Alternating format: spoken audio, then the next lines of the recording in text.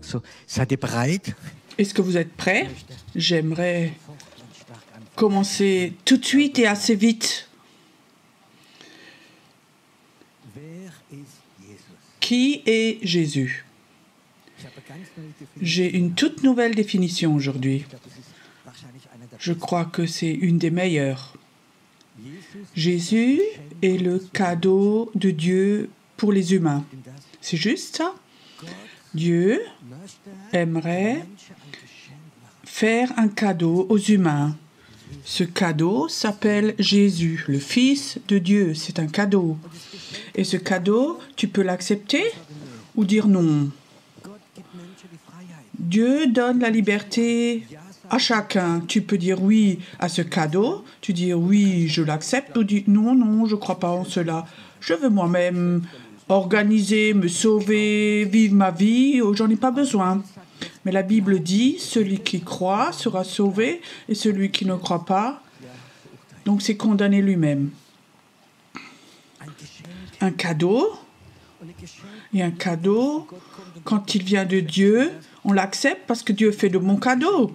Il y a parfois des cadeaux, ils ne sont pas forcément très bons. Un voisin m'a une fois offert un balai.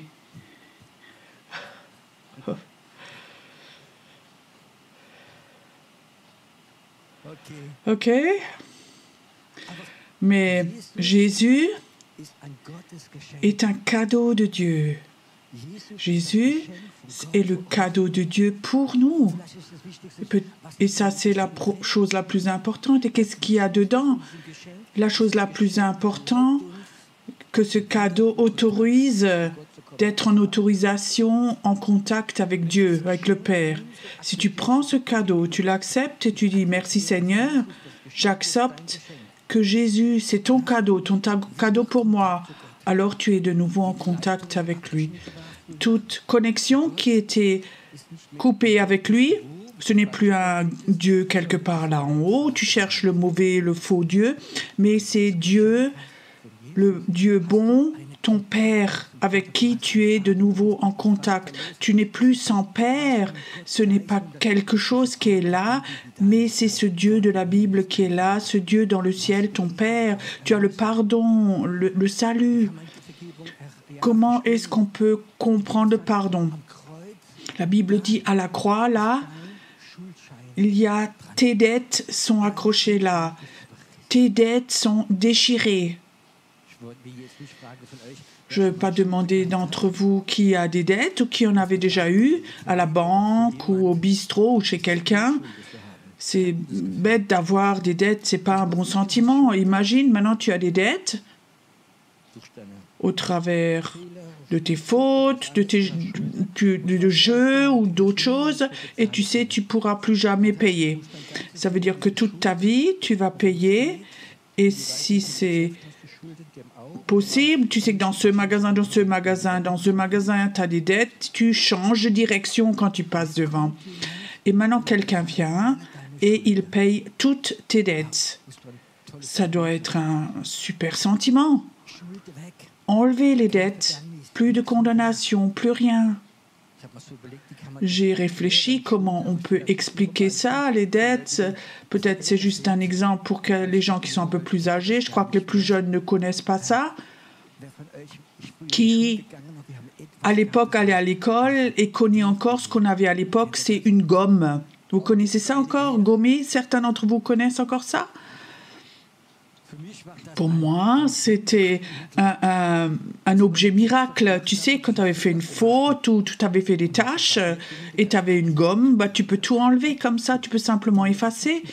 Le prof ne le voit plus, c'est effacé. Imagine maintenant, tu avais fait une dictée ou autre chose et tu as oublié ta gomme. Et tu fais des fautes. Qu'est-ce que tu fais? Les fautes sont là, tu ne peux plus les enlever. Tu peux peut-être gribouiller par-dessus, mais la faute est là quand même. Et tu sais, Jésus, quand tu le prends, il est le pardon, c'est la gomme pour ta vie. Si tu as Jésus et tu acceptes le cadeau de Dieu, tu as le pardon du passé, du présent et de demain. Après-demain, la semaine prochaine, c'est là. Maintenant, il y a des gens qui disent « Ah, mais c'est comme ça, bah, je peux vraiment m'éclater, je peux faire n'importe quoi. Je suis de toute façon pardonné. » Je dis non. Tu sais pourquoi? Parce que le péché détruit ta personnalité, aussi en tant que chrétien. Tu peux pécher, tu vas chez Dieu, il peut te pardonner. Combien de fois? Toujours. Mais tu détruis quelque chose en toi. J'étais un homme d'affaires et quand j'enseignais, mais les gens avec qui je travaillais, ce que je disais toujours, ne mentez jamais aux clients. Quoi? Mais alors on ne peut donc pas vendre? Si, on peut vendre. Ne mentez jamais aux clients. Et si tu as fait une faute, tu dis « Je suis désolé, je ne savais pas, j'ai fait une faute ». Pourquoi? Parce que je sais très bien, quand un vendeur commence à mentir, « Oui, je peux faire tout, je peux vous livrer », et il sait très bien qu'il ne sait pas, tu détruis la personnalité du vendeur et le client le sent. Sa personnalité est détruite. Tu peux faire un test une fois quand un vendeur vient chez toi à la maison, sonne chez toi et vend peut-être, je ne sais pas, des livres ou je ne sais pas quoi. Il vend quelque chose, tu lui poses une question et tu lui regardes dans les yeux. Et si c'en est un comme ça où sa personnalité est détruite parce qu'il a toujours menti, tu remarques et ses yeux font toujours... Tu peux essayer? Il n'a plus un regard fixe, il y a quelque chose qui est détruit en lui. Le péché détruit notre vie.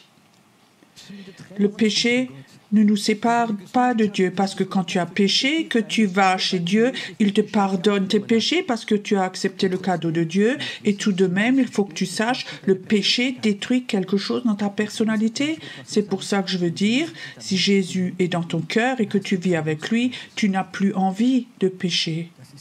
Ça, c'est la différence. Mais la grâce, elle sera là. Qu'est-ce qu'il y a encore dans ce paquet? Jésus est le pardon. Jésus est la paix. Jésus est celui qui guérit ton âme. Et il y a tellement de cadeaux dedans. Mais comment est-ce qu'on accepte Jésus? Imagine quelqu'un est là cet après-midi. Oui, j'ai beaucoup entendu déjà, mais je ne l'ai pas en moi. Tu peux le prendre. Mais il faut que tu fasses attention. Je te donne un exemple.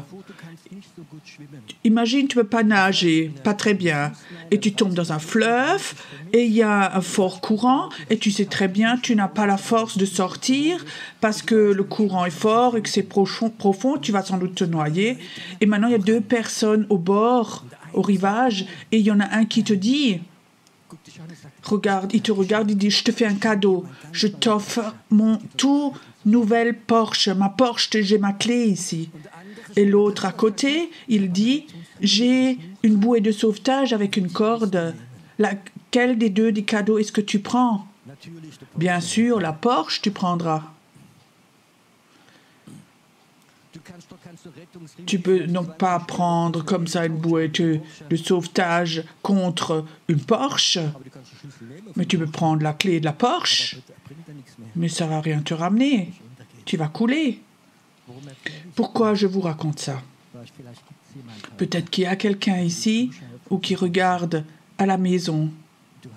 Et peut-être que tu as une proposition comme ça. Ça ne s'appelle pas Porsche, mais peut-être carrière, une proposition, une copine, un super homme, il a une maison, et tout autour, plein de choses. Et le diable te fait cette proposition. Et de l'autre côté, il y a Jésus qui est là et qui dit « Suis-moi ». Qu'est-ce que tu prends? Qu'est-ce que tu choisis? Je connais un pasteur. Je l'ai appris à le connaître quand j'étais nouveau converti. Je l'aimais parce qu'il avait vraiment un cœur qui travaillait avec le Saint-Esprit. Et alors il raconte, il avait une nièce, il avait un bon contact avec elle, elle était vraiment croyante. Et à 14 ans, elle rencontre un copain. Il était complètement incroyant. Il ne voulait rien savoir de Jésus, mais il voulait la voir elle. Alors les parents ont parlé avec elle. Écoute, ça va pas, tu peux pas aller avec lui, il est incroyant, il veut rien savoir de ta foi, il veut pas de Jésus. Mais cette fille, tu sais, quand elle était tellement amoureuse, elle était tellement aveugle. Alors ce pasteur a prié, il a dit, j'aimerais aider à ma nièce, j'aimerais l'aider. Alors il a eu une idée de Saint-Esprit. Vous voulez que je vous la raconte? Et il est allé chez elle. Il visite la nièce et il avait l'impression comme ça de Dieu. Il dit, tu sais, j'aimerais faire quelque chose. Est-ce que tu as une photo de ton copain? Elle dit oui. Alors fièrement, elle cherche la photo du copain, elle le met sur la table et le pasteur ouvre son portefeuille et là, il y a une photo de Jésus. Cette photo de Jésus. Et il pose la photo à côté. Alors il dit à la fille, regarde bien ces deux images. Maintenant, il faut que tu te décides. Une, tu peux prendre une des photos et l'autre, il faut que tu la déchires. La fille était là et elle regardait bien les deux photos et elle commençait à pleurer. Et elle pleurait et ça coulait sur son visage. Et alors elle a pris la photo de son copain et l'a déchirée. Elle a dit, l'autre, on ne peut pas la déchirer. Je ne peux pas la déchirer, il est là-dedans, moi. Je ne sais pas pourquoi je vous raconte cela, mais peut-être que tu es comme ça dans une situation. Soit tu vas avec Jésus, tu acceptes ce cadeau, tu habites et tu vis avec lui, au travers de lui, ou est-ce que tu as une proposition comme ça? Je peux te dire, il faut que tu te décides. Une des deux, des photos, il faut que tu enlèves. Une des deux choses, il faut que tu enlèves. Je suis pasteur depuis plus de 30 ans et je peux te dire que souvent j'ai vécu où des jeunes gens avaient vraiment une conversion exemplaire, nés de nouveau, et alors ils ont trouvé un copain, sont tombés amoureux et lui voulait rien savoir de Dieu. Et j'ai remarqué que ce Jésus est mort dans ses filles. Ils n'ont pas pris la bonne décision.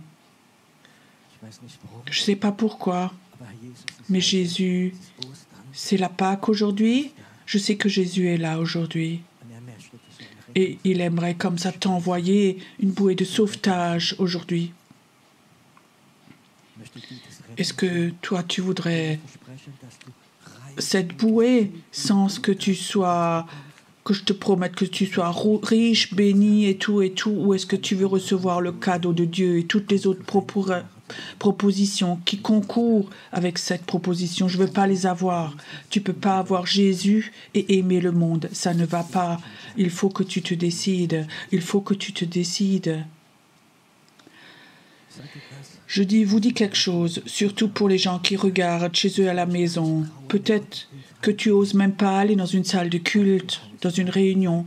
Chez toi à la maison, tu peux aussi avoir cette bouée de sauvetage. J'ai vécu beaucoup de gens qui, chez eux à la maison, ont accepté ce cadeau. La Bible dit, celui qui a Jésus a la vie. Avoir Jésus, ça veut dire, moi je prends maintenant cette bouée de sauvetage.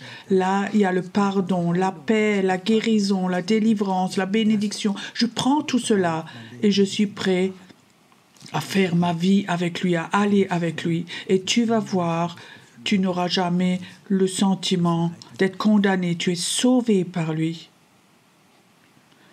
Je ne sais pas pourquoi, mais peut-être que quelqu'un est là cet après-midi et tu n'as jamais pris cette bouée de sauvetage. Tu es allé avec, tu es allé à l'église, tu écoutes de belles chansons, on a prié pour toi, mais cette bouée de sauvetage, tu ne l'as jamais pris, jamais.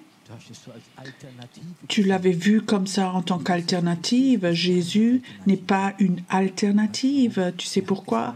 Lui a dit « Personne ne vient au Père que par moi. Moi, je suis le chemin. » Et si quelqu'un est là ici et dit « J'ai jamais pris la décision que Jésus est la bouée de sauvetage et toutes les autres choses, je ne les veux pas », tu peux faire cela maintenant. Tu peux dire « Seigneur, je suis là. Je pose ma main sur mon cœur et je veux t'avoir. » Que tu sois chez toi ou ici, tu peux le faire. Maintenant, je peux continuer. Qu'est-ce que Jésus encore? Je voulais emmener quelque chose cet après-midi. Vous savez quoi? Une mamouchka. C'est un mot russe pour ces poupées. Là où il y a une poupée dans une poupée, c'est une poupée russe. Il y a un pasteur russe qui m'avait offert ça à l'époque. Il disait, tu sais, ça c'est du travail manuel. En Russie, quand il m'a offert ça, c'est le travail d'un salaire de tout un mois. Alors il m'a offert cela. Et cet après-midi, je voulais emmener. Alors mon épouse m'a regardé un peu bizarrement. On ne fait pas de l'idolâtrie, alors je n'ai pas emmené. Mais la moumouchka, elle a une signification. Quand tu l'ouvres, la poupée, quand tu ouvres le cadeau, il y a encore un cadeau dedans. Et quand tu ouvres ça, il y a encore un cadeau dedans. Et encore un dedans.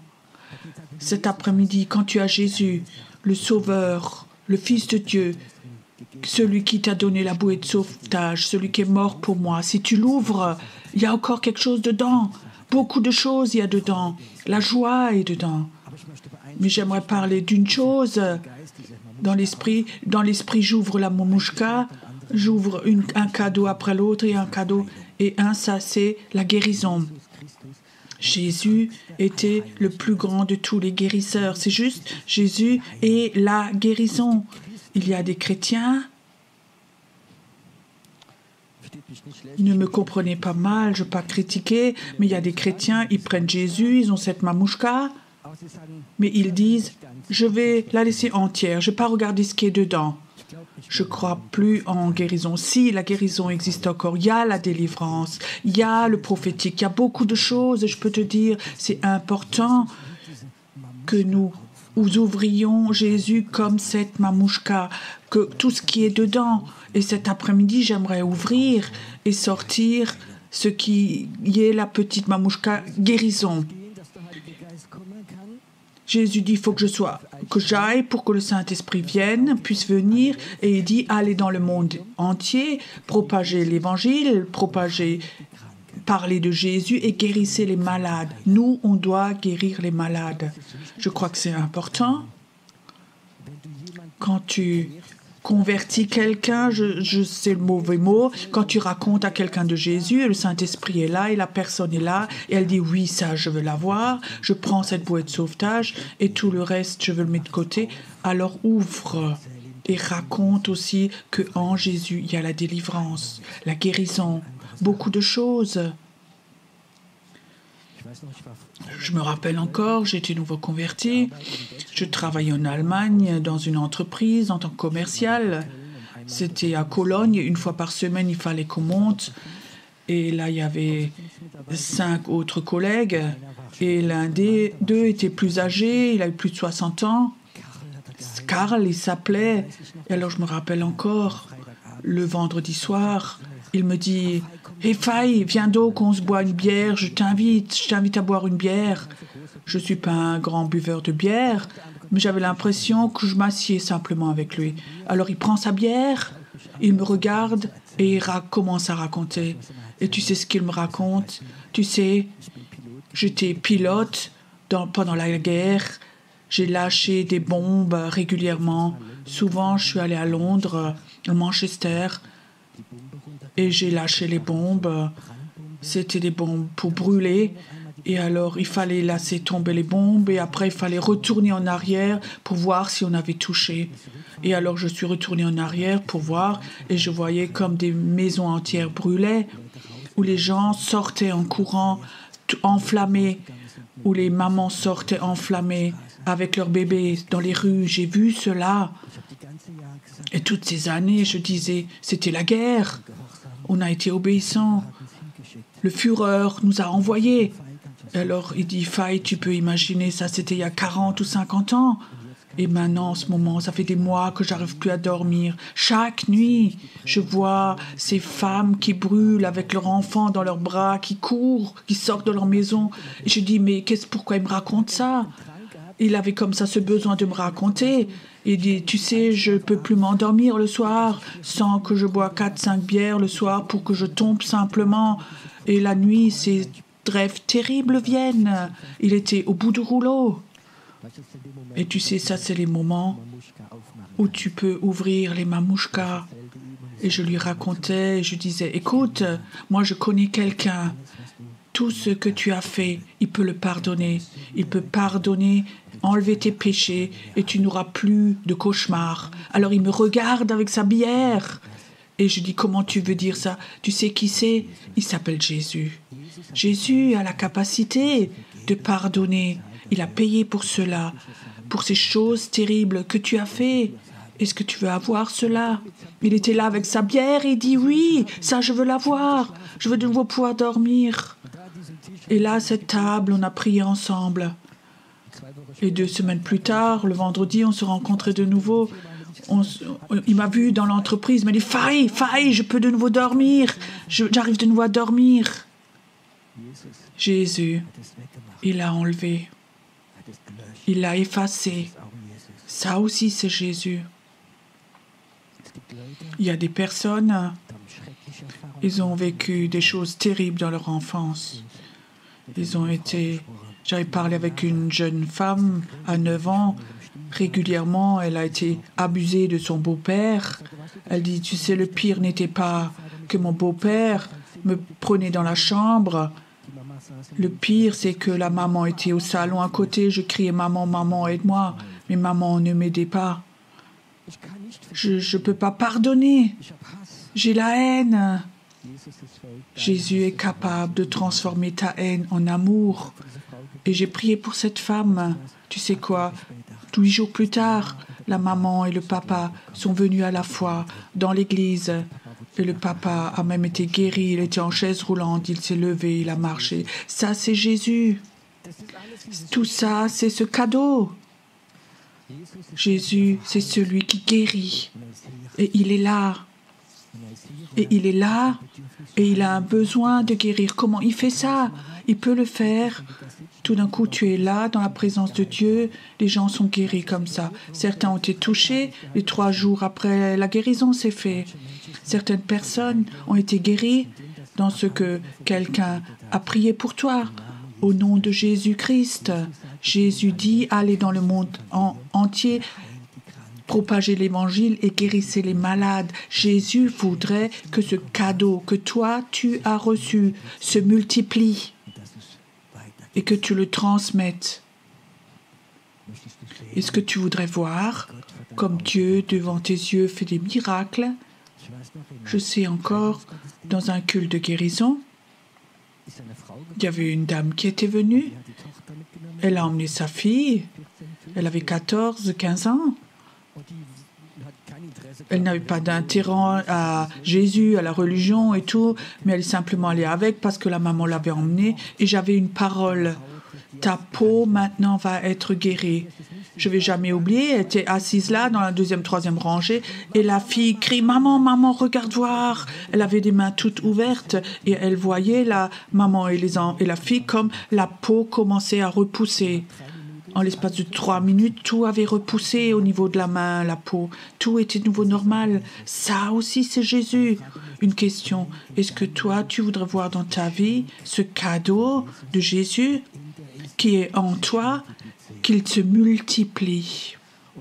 Ou est-ce que tu veux dire, non, je suis à la fin de ma vie, je veux emmener Jésus jusqu'à la fin de ma vie, et c'est mon Jésus. Non, ou tu veux le pardon. Jésus, il m'a guéri, il m'a tout enlevé. Moi, j'aimerais transmettre tout ça. C'est ça. Et ça, tu peux le faire. Un moment, j'aimerais attendre. Le Seigneur dit, attends encore un peu. Ce Jésus, ce guérisseur, il va se révéler. Je ne sais pas, il y a quelqu'un là derrière. Tu as une forte pression derrière tes yeux. Tu te fais des soucis. C'est qui cette personne, quelqu'un là derrière? Une forte pression derrière les yeux déjà plusieurs jours. Oui, montre-moi qui tu es. Oui, mais mets ta main maintenant sur tes yeux. Père, j'aimerais maintenant que ça se passe maintenant. Dieu dit, je ne veux pas seulement te toucher, mais j'aimerais parler avec toi. Je t'ai appelé à transmettre le cadeau. Je t'ai appelé à être un évangéliste. Je t'ai appelé à sortir les gens de la condamnation. Toi-même, tu le sais ce que c'est d'être dans la condamnation. C'est mon appel pour toi. Toi, tu vas distribuer ce cadeau.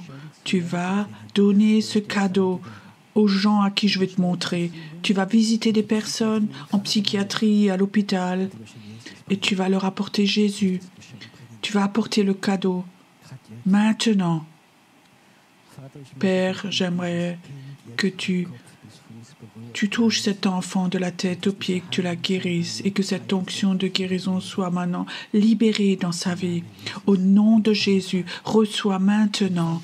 Reçois que Dieu touche tes mains maintenant et tu vas prier pour des malades. Tu vas voir comme des signes et des miracles se font.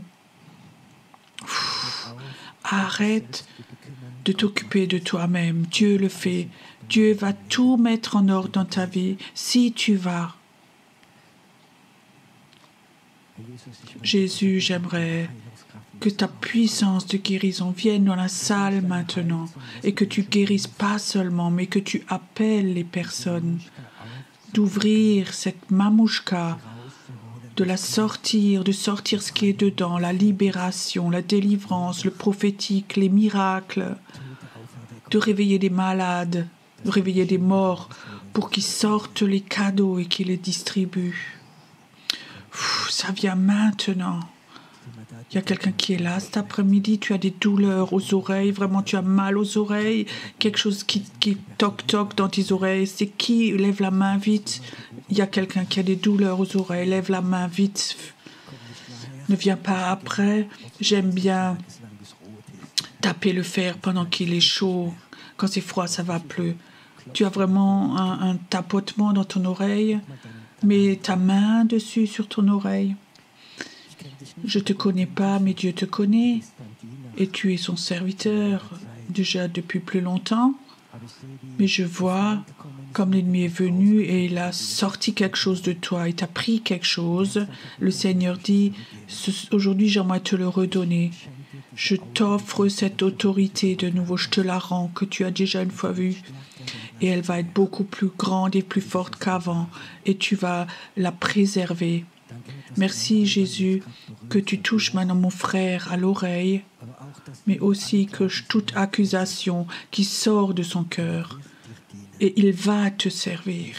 Et je dis à l'ennemi, à cette puissance démoniaque qui est contre, tu vas le lâcher. Il va être libre et il va glorifier Dieu.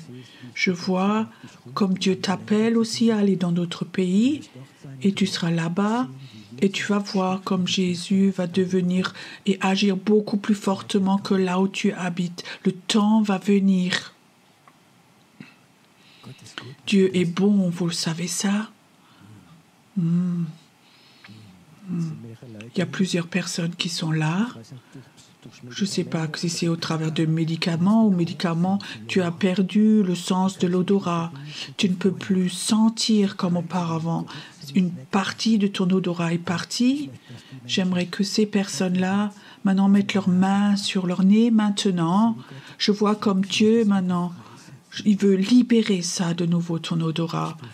Je veux libérer cela pour que tu puisses de nouveau sentir comme auparavant, maintenant. C'est là encore, il y a 2 personnes, il y a encore une personne qui est là.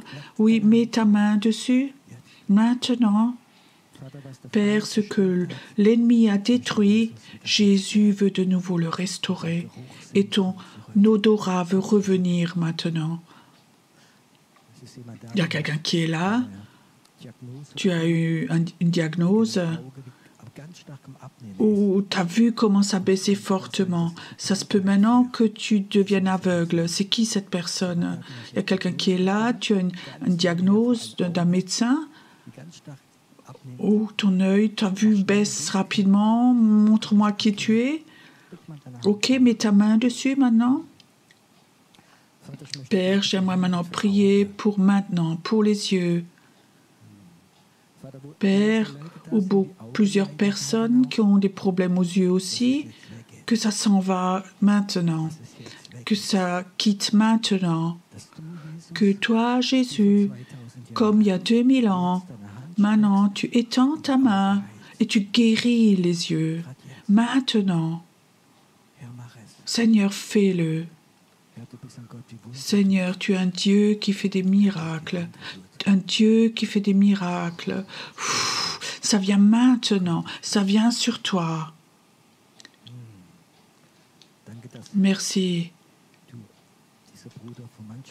que tu fais sortir ce frère de sa petite coquille d'escargot où tu t'es enfermé. Dieu t'appelle, il veut t'utiliser. C'est un temps nouveau qui est devant toi. Merci Seigneur pour ce Dieu qui fait des miracles maintenant dans cette salle.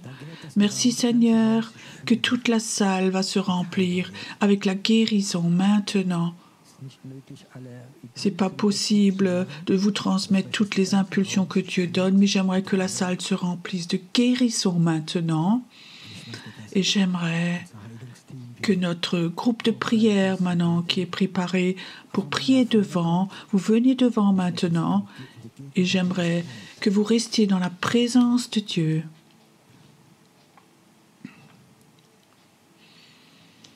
Reste simplement dans la présence de Dieu.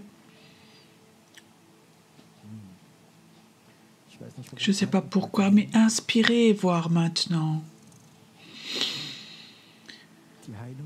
La puissance de guérison va venir dans la mesure où toi tu l'attires, Tire le cadeau de Dieu pour toi, je l'ai déballé. Tire-la maintenant, tire-la en toi maintenant. Et Père, j'aimerais que ce team devant, ce groupe de prière, quand ils imposent les mains et prient, que des miracles se fassent, que des guérisons se fassent. Père, ils vont distribuer le cadeau au nom de Jésus, au nom de Jésus. Nous allons encore un temps d'adoration maintenant, de louange, et pour ceux qui sont convaincus qu'aujourd'hui, que leurs cadeaux vont s'activer dans leur vie, dans leur cœur, venez devant. Nous allons prier pour vous. Nous allons prier pour vous. Venez devant.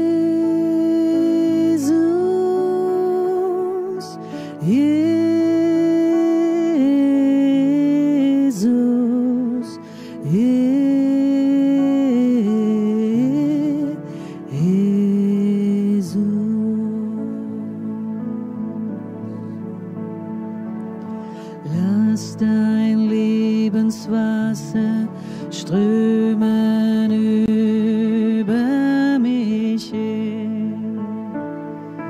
Lass den Heiligen Geist erneuern meinen Sinn. Du befiehlst und jeder Sturm beruhigt sich. Alle meine Lasten werfe ich nun auf dich.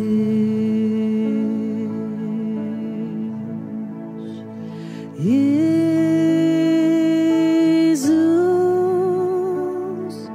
Jesus,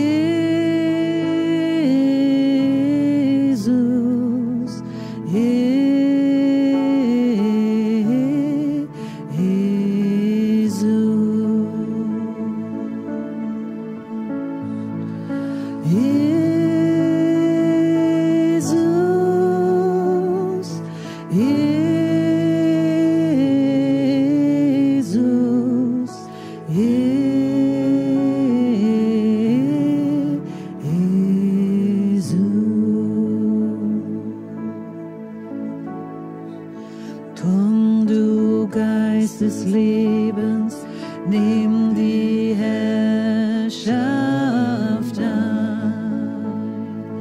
Halt mich fest und mach mich rein, denn ich bin dein. Treibe Angst und Zweifel fort,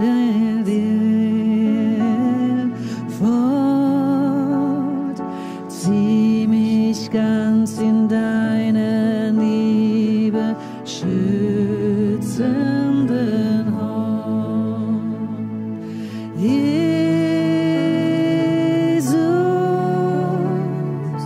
Jesus,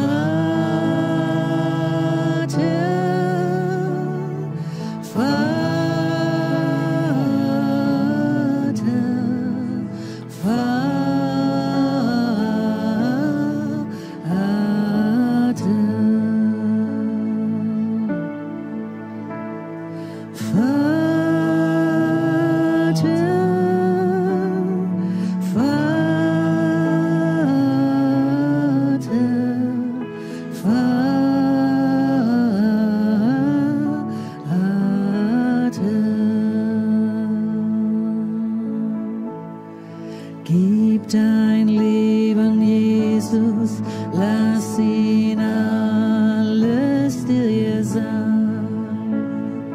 Nur in seinem Namen wirst du heil und rein. Nimm ihn auf, er macht dich frei zur selben Zeit. Du regierst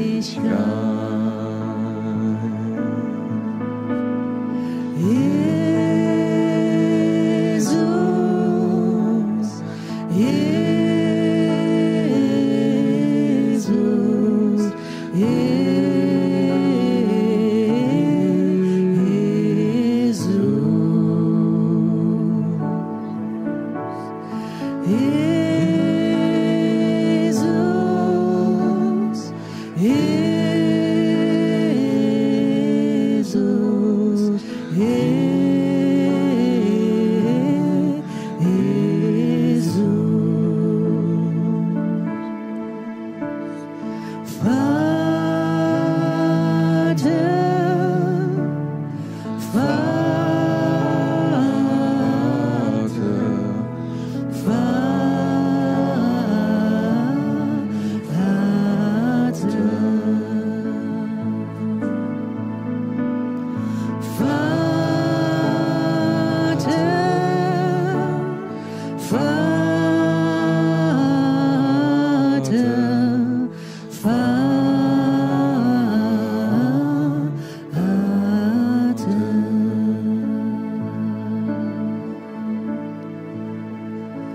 Du bist der Gott, der mich heilt. Du bist Jahwe Rapha. Durch dein Wort hast du mich geheilt. Du bist der Herr meiner.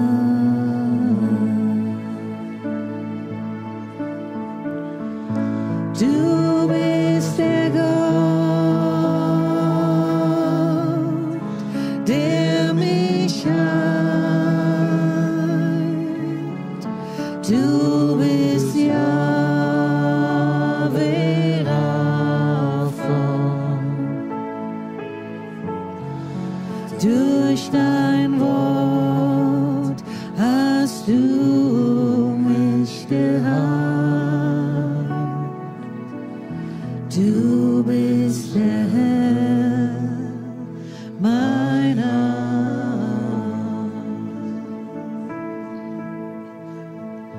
Du bist der Herr,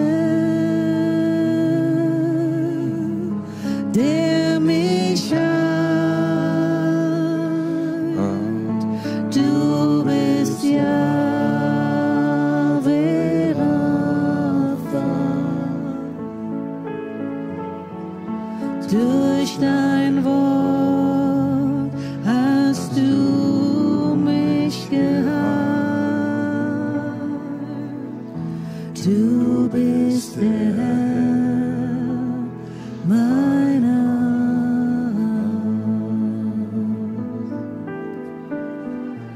Du bist der Herr, der mich heilt. Du bist Jahwe Rapha. Durch dein Wort hast du mich geheilt. Du bist der Herr meiner.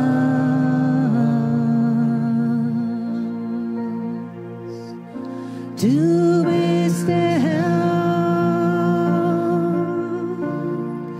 der mich heilt. Du bist Jahwe Rapha. Durch dein Wort hast du mich geheilt. Du bist der Herr meiner.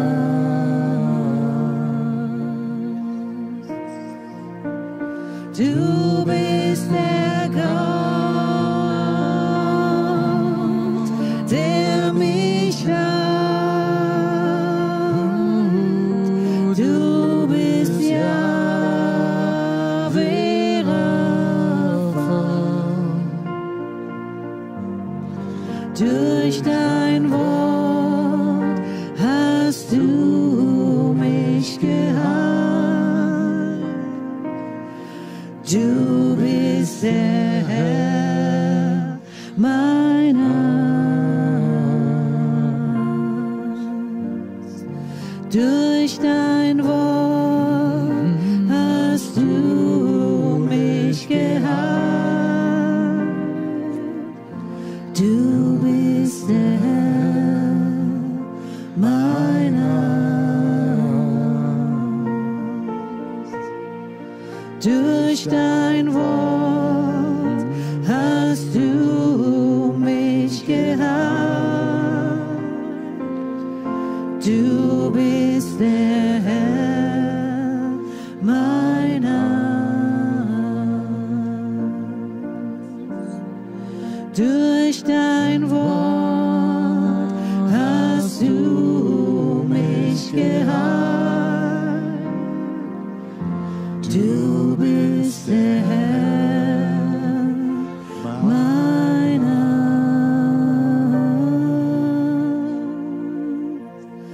Welch ein gnädiger,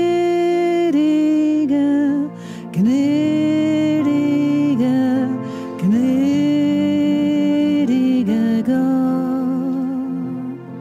Welch ein gnädiger, gnädiger, gnädiger Gott. Welch ein gnädiger, gnädiger, gnädiger Gott bist du. Bist du.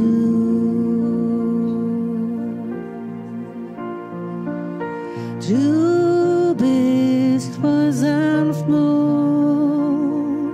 und voll Vergebung. Du bringst mich nah an dein Herz.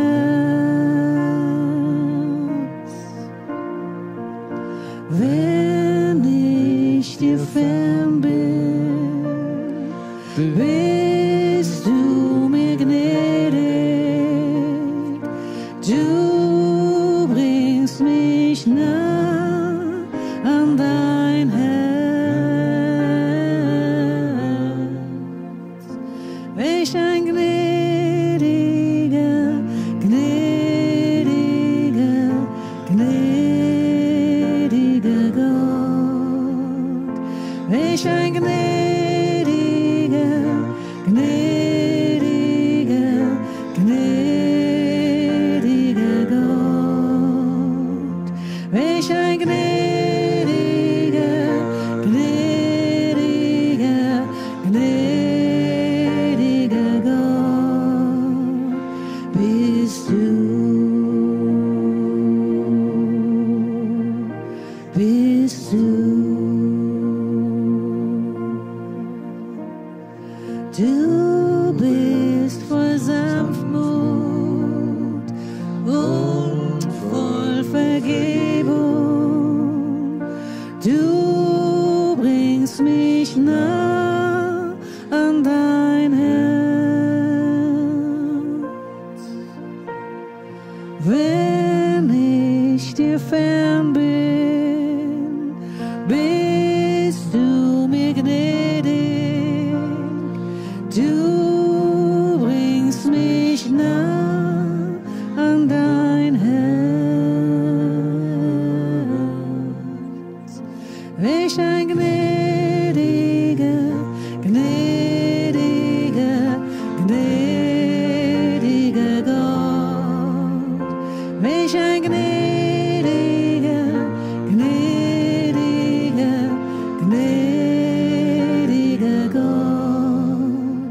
Welch ein gnädiger, gnädiger, gnädiger Gott bist du. Bist du. Du bist voll Sanftmut und voll Vergebung. Du bringst mich nah an dein Herz. Wenn ich dir fern bin,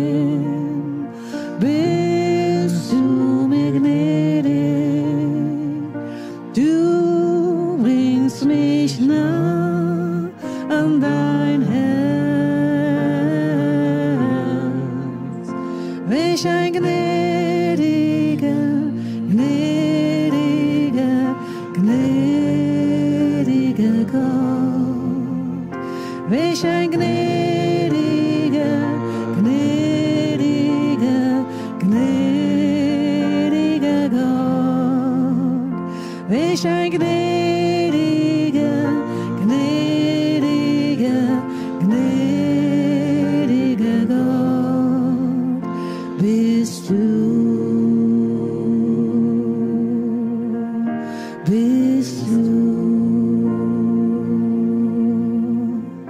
Welch ein gnädiger, gnädiger, gnädiger Gott.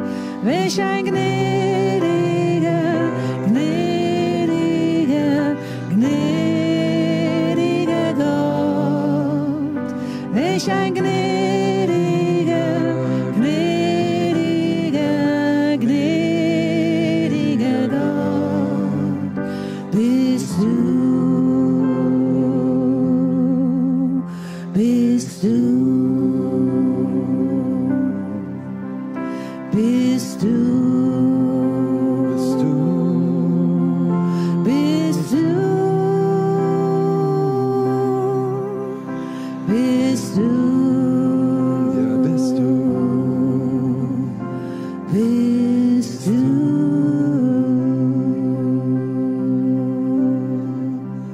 Wir kommen zu dir, oh Herr, wir suchen dich,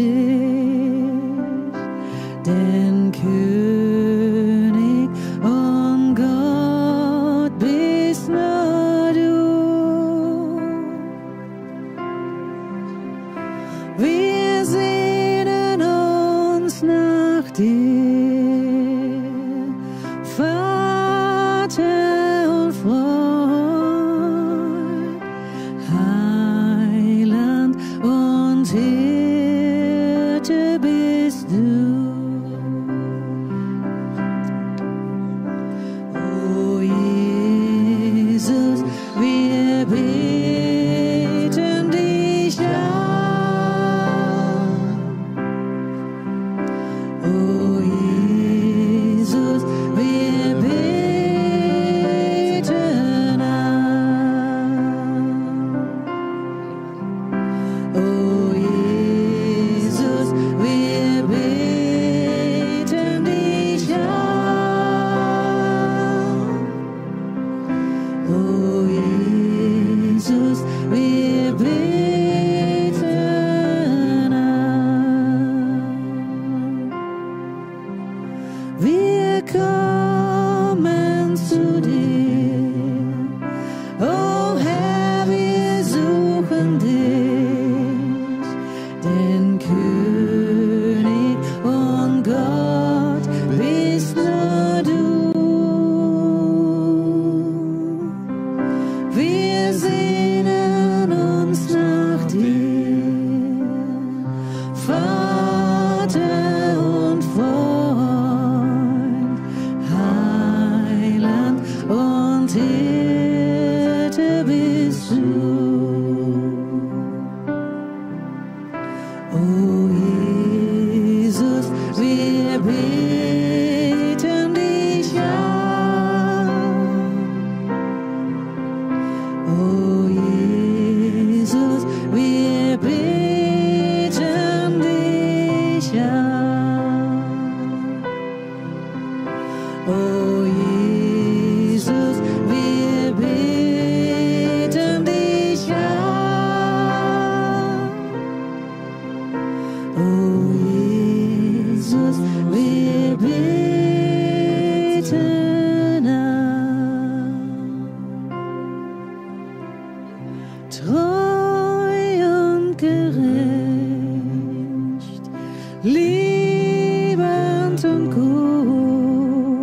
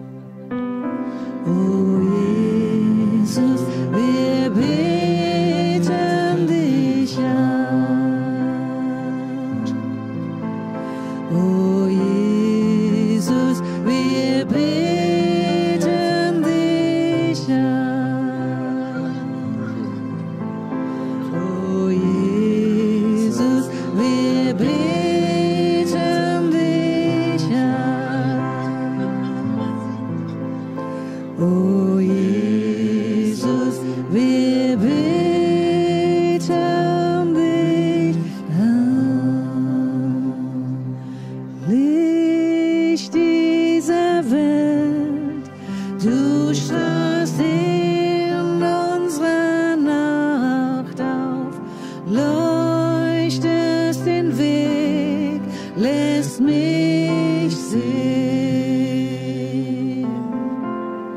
Herr, deine Schönheit lässt mich anbeten. Ewig werde ich vor dir stehen.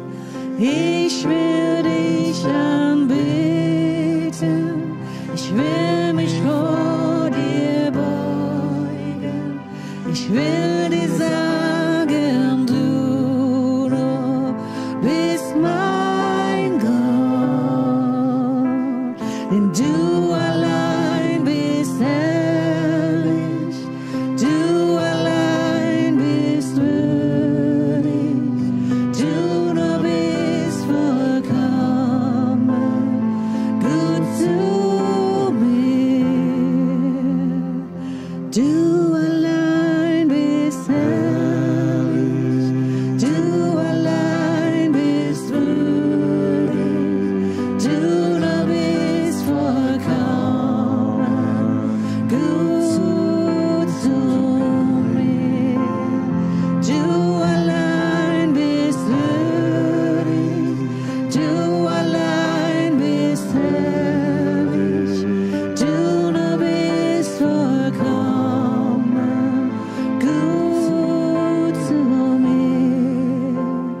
Ich will dich anbeten, will mich vor dir beugen, will dir sagen, du Du bist mein Gott.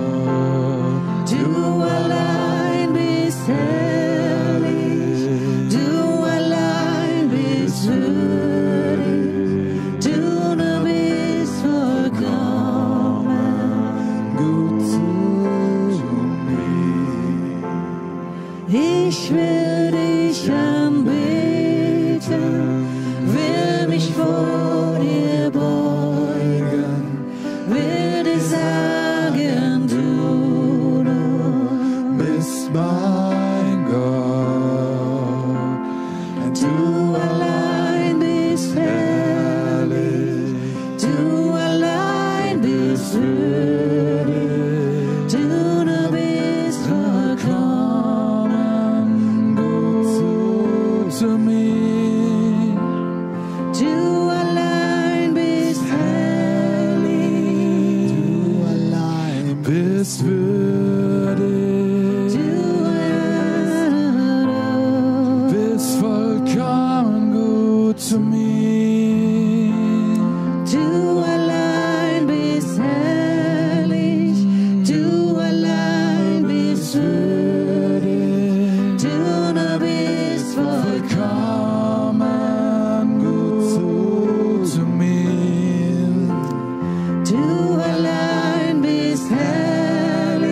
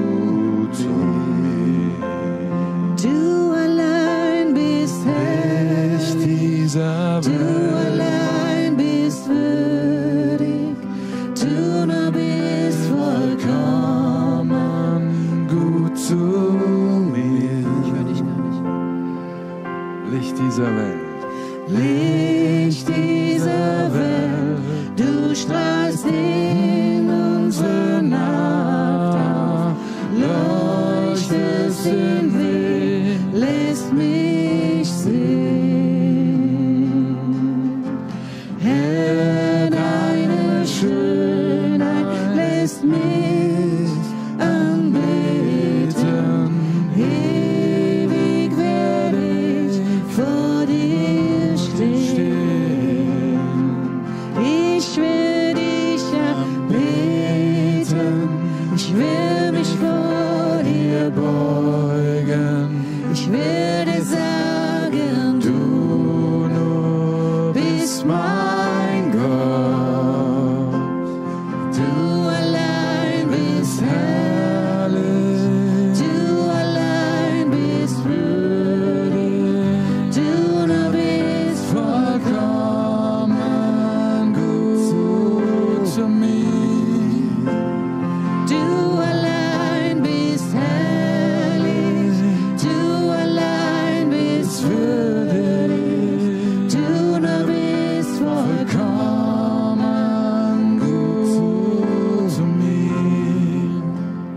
Ich will dich anbeten. Ich will mich vor dir beugen. Ich will dir sagen, du bist mein Gott. Du allein bist herrlich. So herrlich, Du allein bist so würdig, Du nur bist vollkommen gut zu mir. Du allein bist herrlich. Du allein bist würdig. Du nur bist vollkommen gut zu mir. Ich will dich anbeten. Will mich vor dir beugen, will dir sagen, du Bist mein Gott. Du allein bist herrlich. Du allein bist würdig. Du nur bist vollkommen gut zu mir.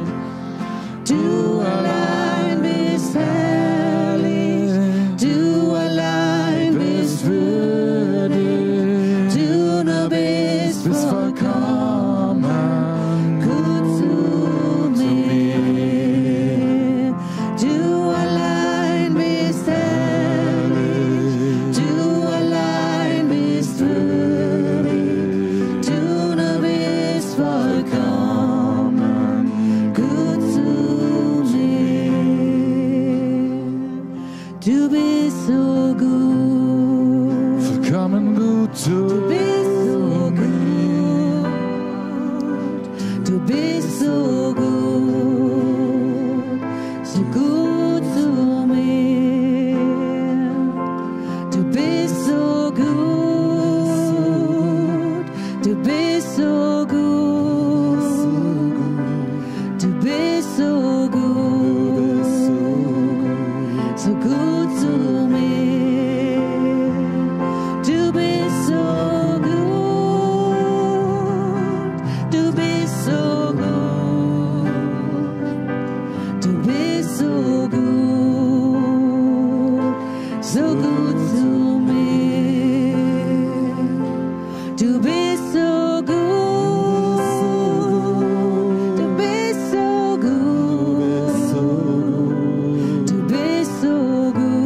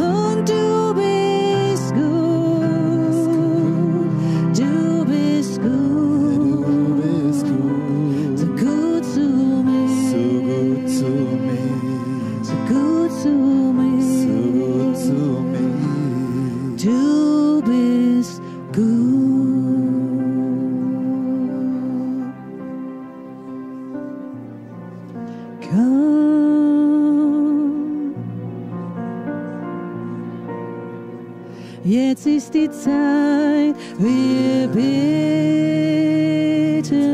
an. Komm, jetzt ist die Zeit, gib ihm dein Herz und komm, so wie du bist und bete an. Komm, so wie du bist vor deinem Gott.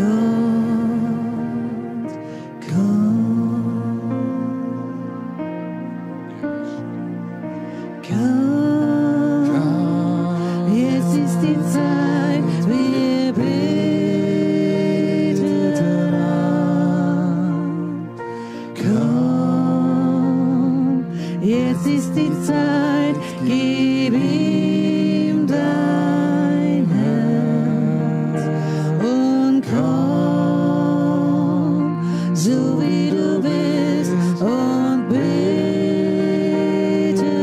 an. Komm, so wie du bist vor deinem Gott. Komm. Jede Zunge wird dich bekennen als Gott. Jeder wird sich beugen vor dir. Doch der größte Schatz bleibt für die bestehen, die jetzt schon mit dir gehen. Jede Zunge wird dich bekennen als Gott. Jeder wird sich beugen vor dir. Doch der größte Schatz bleibt für die bestehen, die jetzt schon mit dir gehen. Komm, jetzt ist die Zeit, wir beten an. Komm, jetzt ist die Zeit, gib ihm dein Herz und komm, so wie du bist und bete ihn an. Komm, so wie du bist vor deinem Gott.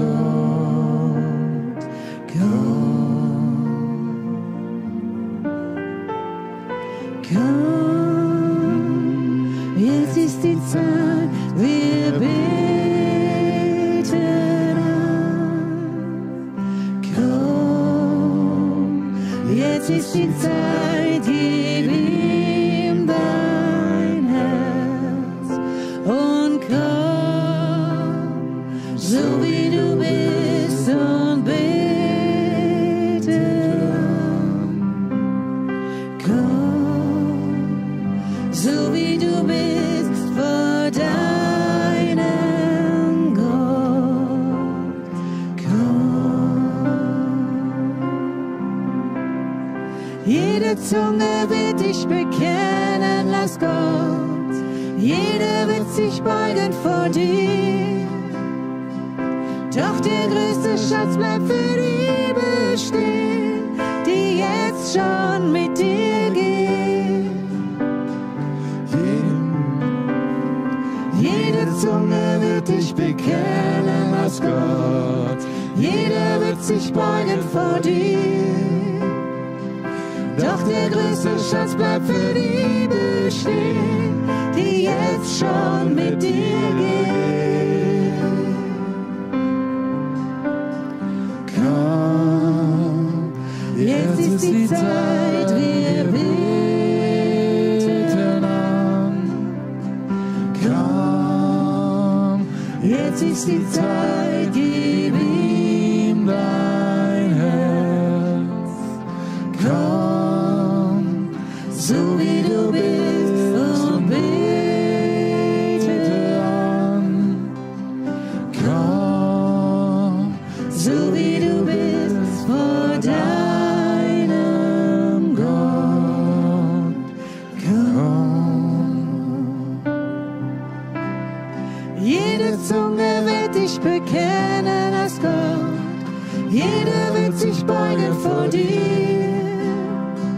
Doch der größte Schatz bleibt für die bestehen, die jetzt schon mit dir gehen.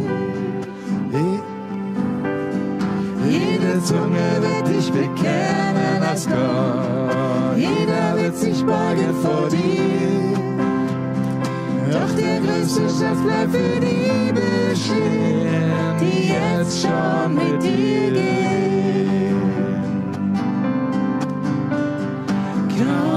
Komm, jetzt ist die Zeit, wir beten an. Komm, jetzt ist die Zeit, gib ihm dein Herz.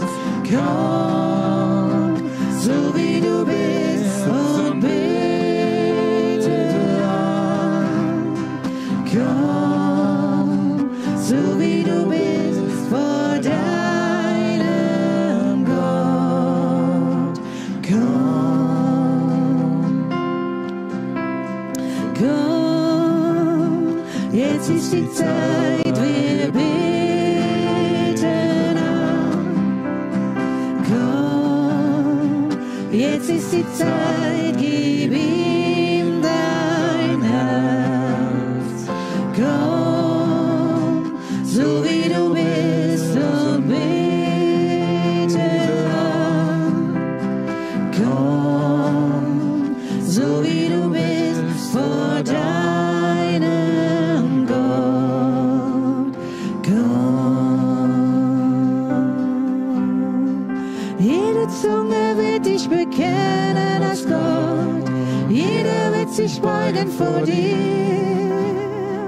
Doch der größte Schatz bleibt für die bestehen, die jetzt schon mit dir gehen. Jede Zunge wird dich bekennen als Gott, jeder wird sich beugen vor dir. Doch der größte Schatz bleibt für die bestehen, die jetzt schon mit dir gehen. Komm, jetzt ist die Zeit, wir beten an. Komm, jetzt ist die Zeit, gib ihm dein Herz und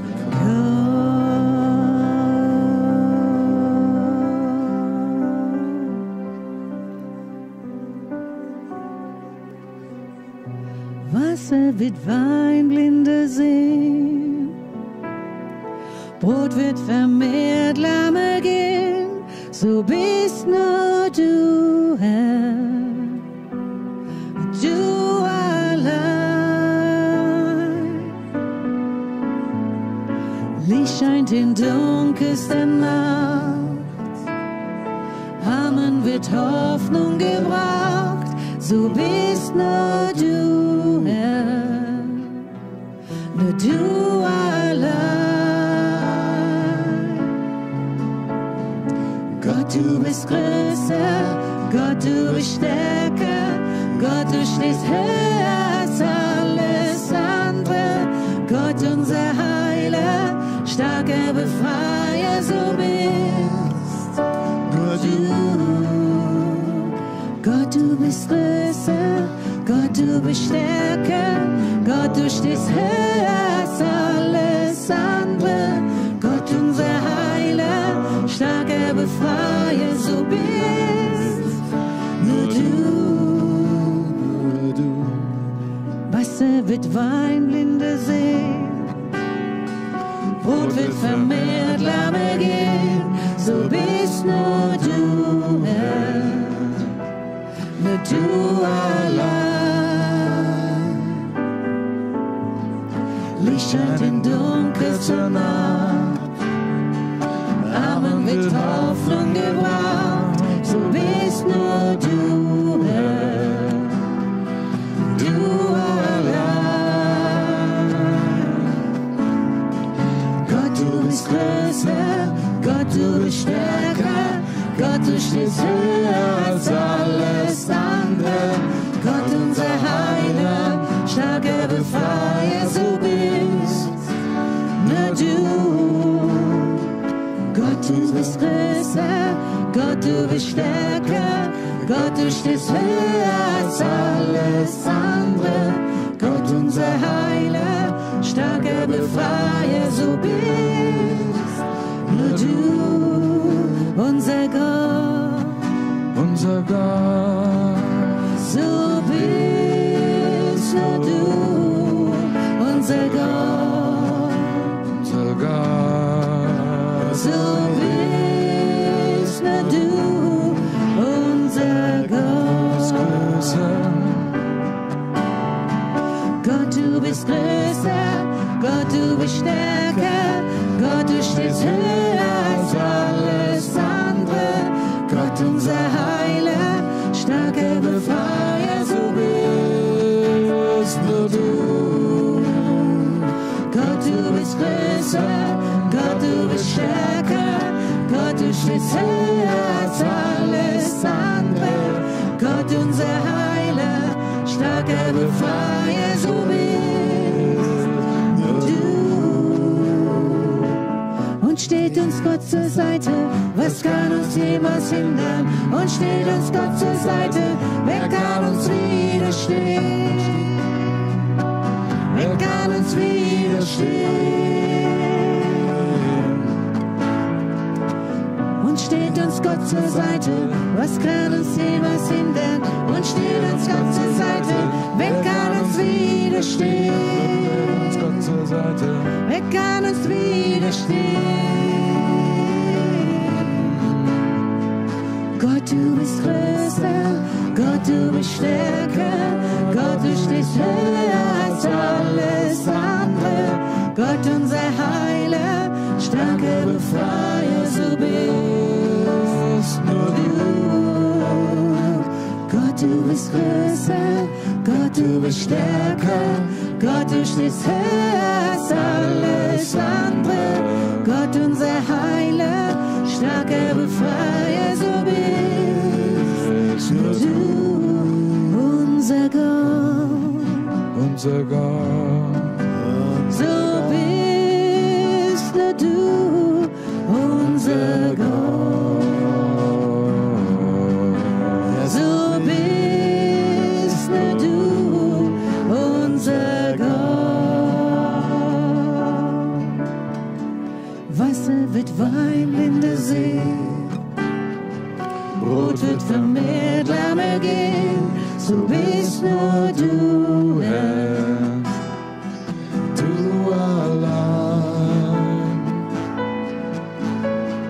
Licht scheint in dunkelster Nacht, Armen wird Hoffnung gebracht, so bist nur du, Herr, du allein. Oh, mein Gott ist größer, mein Gott ist stärker, mein Gott steht höher als alles andere. Mein Gott ist Heiler, starker Befreier, so ist nur er.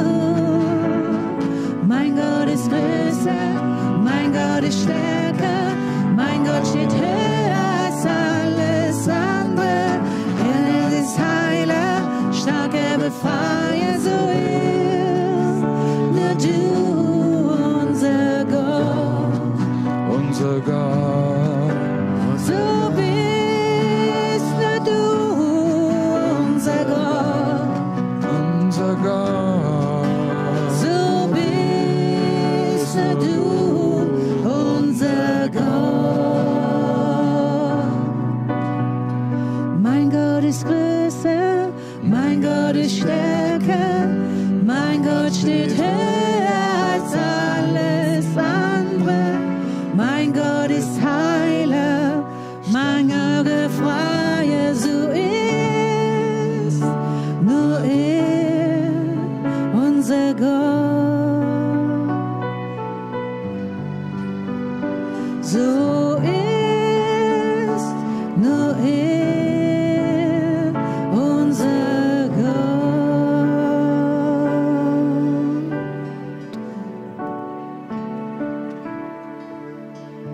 in dem Lamm,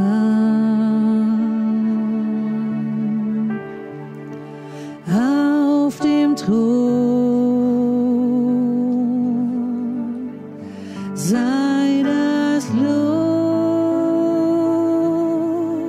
in Ewigkeit, sei die Ehre, sei die Stärke, sei die Macht und Majestät. Wir beten an, Lamm auf dem Thron, lebendiges Wort. Wir erheben uns, anbeten dich, allmächtiger Gott. Wir geben Lob dir, dem Lamme auf dem Thron.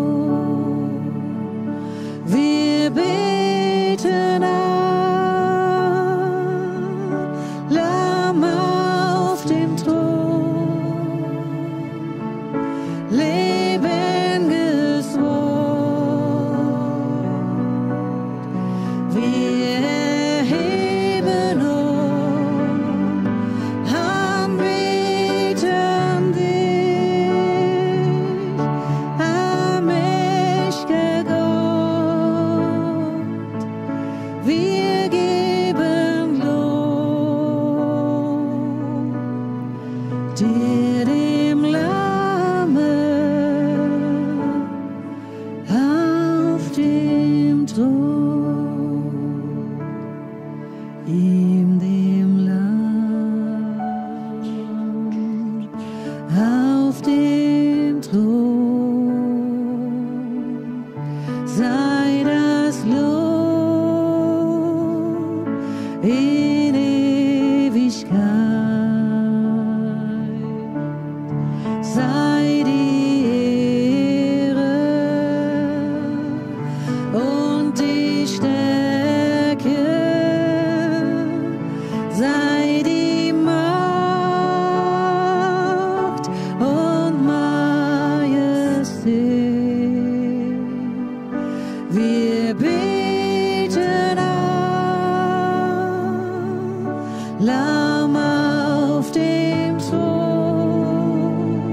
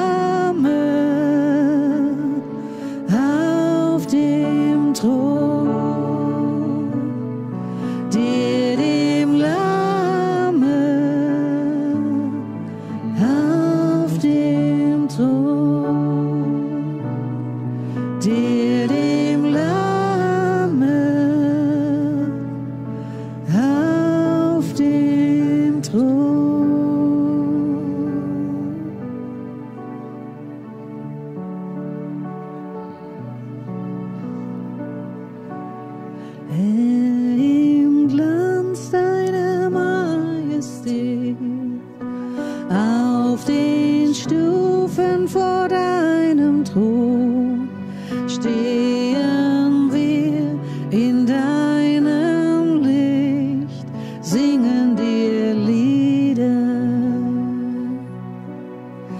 Herr, im Glanz deiner Majestät, auf den Stufen vor deinem Thron stehen wir in deinem Licht, singen dir Lieder.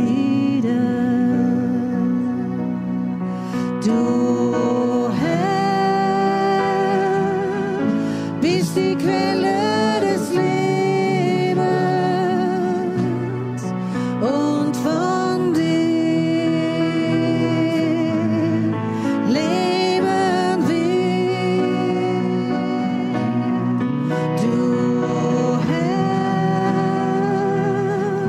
bist die Quelle des Lebens und von dir leben wir. Herr, im Glanz deiner Majestät, auf den Stufen vor deinem Thron stehen wir in deinem Licht, singen dir Lieder. Herr, im Glanz deiner Majestät, auf den Stufen vor deinem Thron stehen wir in deinem Licht, singen dir Lieder. Du Herr, bist die Quelle des Lebens und von dir leben wir. Du Herr, bist die Quelle des Lebens und von dir leben wir. Du Herr, bist die Quelle des Lebens und von dir leben wir.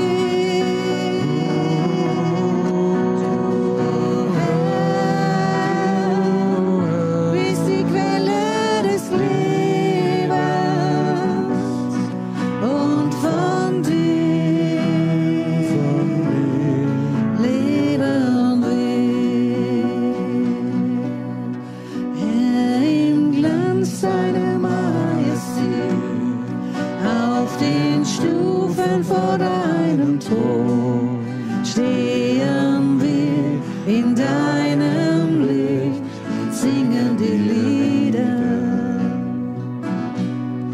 Herr, im Glanz deiner Majestät, auf den Stufen vor deinem Thron stehen wir in deinem Licht, singen die Lieder. Du Herr, bist die Quelle der Heilung und von dir leben wir. Du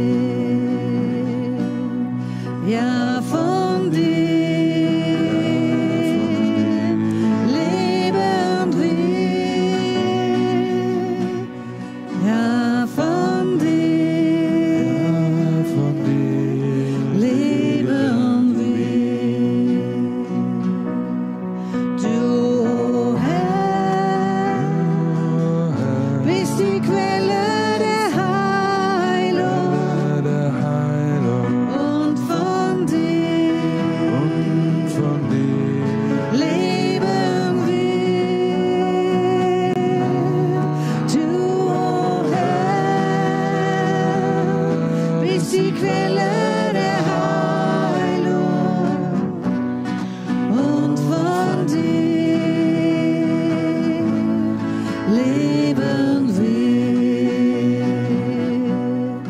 und von dir leben will.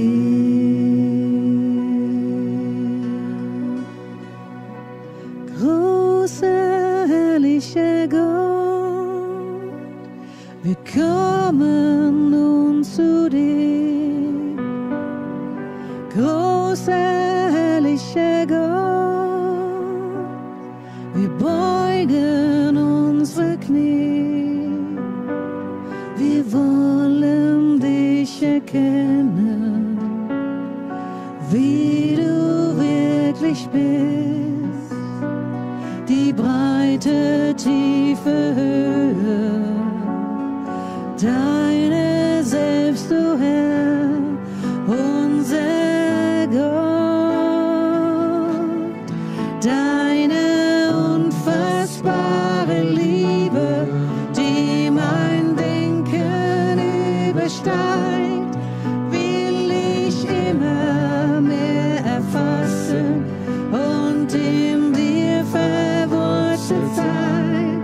All mein Denken, all mein Wollen soll auf dich gerichtet sein. Deine Fülle will ich haben, dich erkennen, wie du bist, wie du bist. Großer, herrlicher Gott, wir kommen nun zu dir.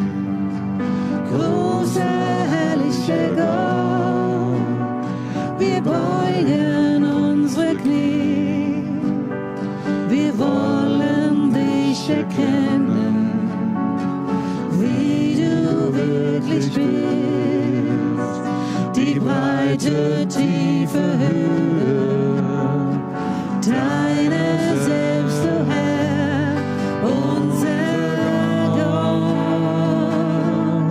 Deine unfassbare Liebe, die mein Denken übersteigt, will ich immer mehr erfassen und in dir verwurzelt sein. All mein Denken, all mein Wollen soll auf dich gerichtet sein. Deine Fülle will ich haben, dich erkennen, wie du bist. Deine unfassbare Liebe, die mein Denken übersteigt, will ich immer mehr erfassen und in dir verwurzelt sein. All mein Denken, all mein Wollen soll auf dich gerichtet sein. Deine Fülle will ich haben, dich erkennen, wie du bist. Deine Fülle will ich haben, dich erkennen, wie du bist.